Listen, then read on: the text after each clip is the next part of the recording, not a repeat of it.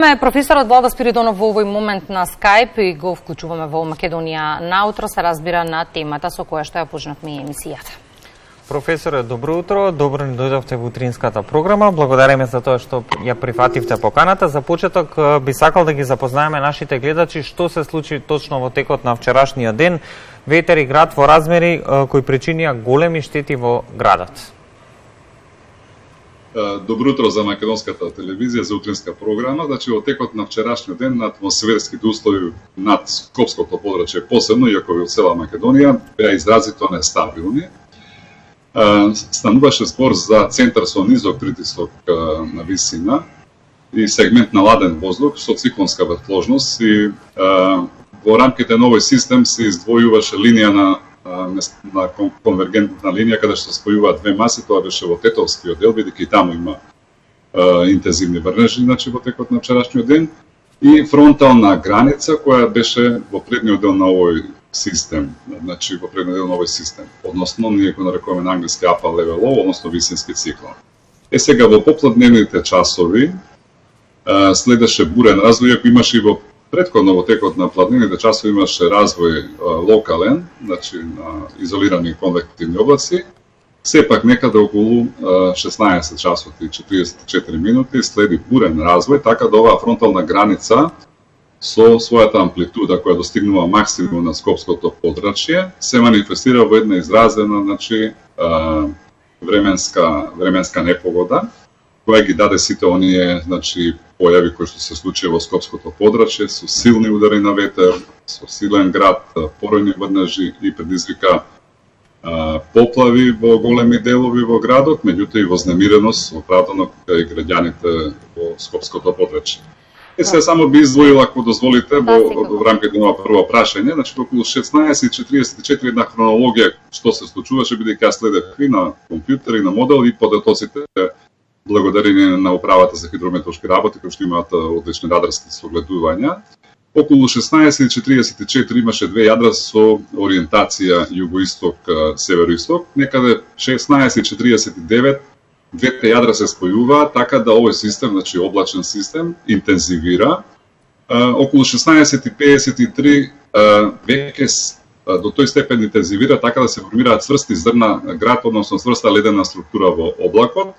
Веќе околу 17 имаме интензивни врнежи во тој период, град од град и комбинирано, значи интензивни поројни врнежи, посебно во областа на, според метеоролошките податоци, во делот на Газибаба, подмерното место Газибаба.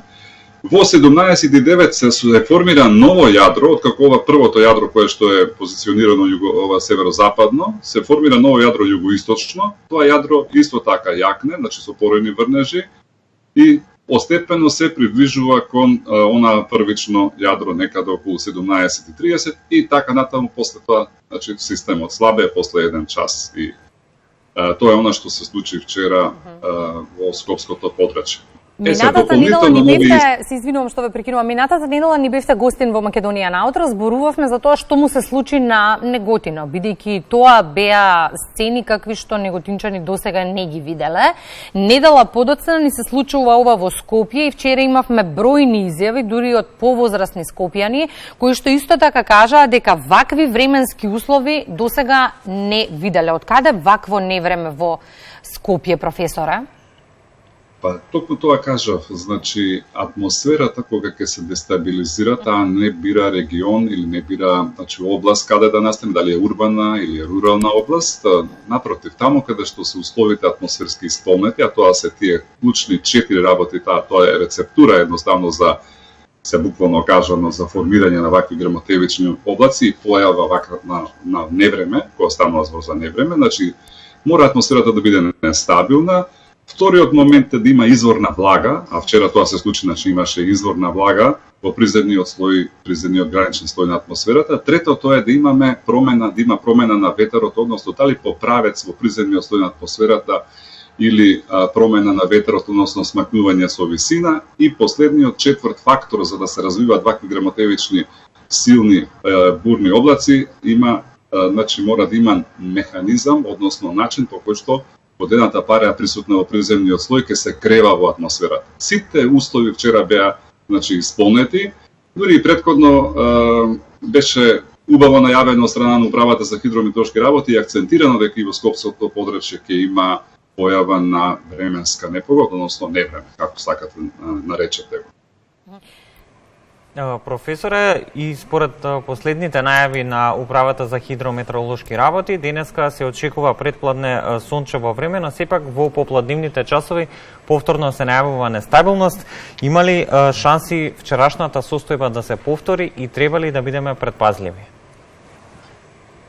Јас навистина сум изненаден како значи во август месец сме соочени со серија на нестабилни денови. Еве да се потсетиме, само пред недела дена имавме една седмица, речиси 7 дена последователни циклонска активност. Нешто слично би рекол со вчерашниот ден, меѓутоа тука имаше класично изразен циклон на висина со вртложна циркулација и така натаму, и секојдневно попладне имавме ние нестабилност. Како се поместуваше тој циклон кон југо-исток, на таков начин и нестабилноста, односно на линија на нестабилност, се поместуваше кон југоисточниот и источните делови од Македонија. Во за денеска, значи јас за жал нотас не успеа онаа алатка која што на некој начин ние ја протежираме како консултација да имаат граѓаните, иако сега на социјални мрежи. Значи за денеска исто така треба да се очекува нестабилност во последните часови, меѓутоа моје мислење е дека тој систем постепено, таа долина термобаричка се поместува кон југоисток, така да би требало повеќе процеси поинтензивни да има во тие југоисточни и источни делови, планински делови.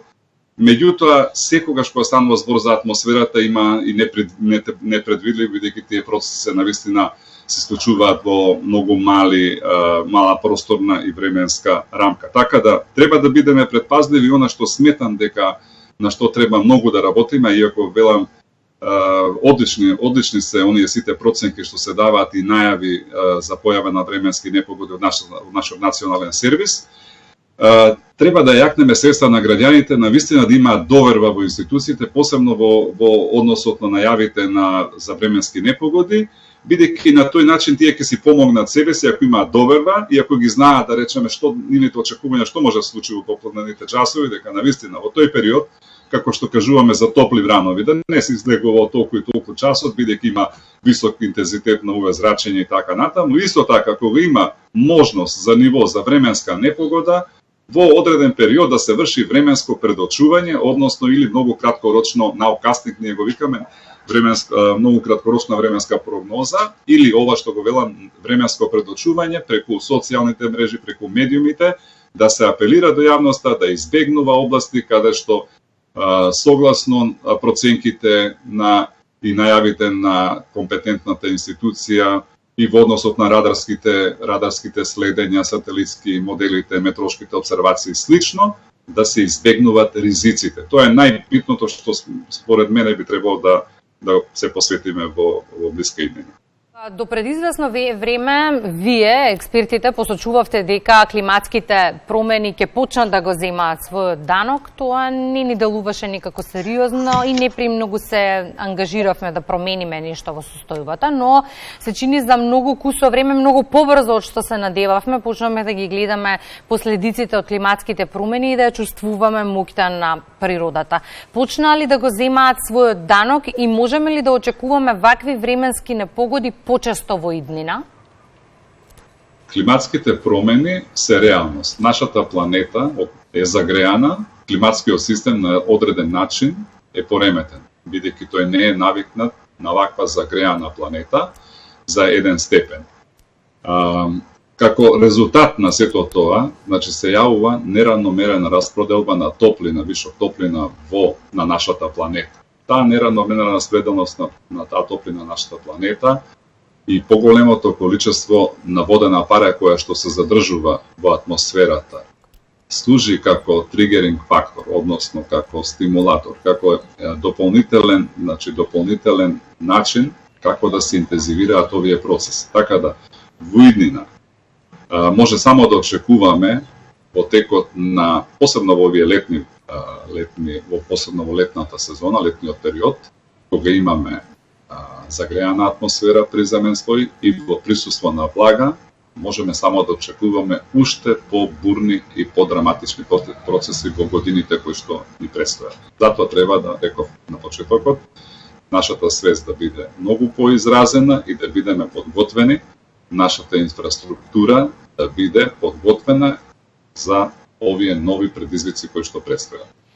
Се надевам овој аларм ќе го сватиме сериозно. Благодарам професоре од срце за прифатената покана за гостување во утринската програма на Македонската телевизија и вашето стручно мислење. И јас ви благодарам и затоа сме сите тука да помогнеме и во вакво објаснување за да едноставно бидеме повеќе запознаени што све може вакви временски непогоди да донесат и како може тие да настанат. Ви благодарам. Благодарам.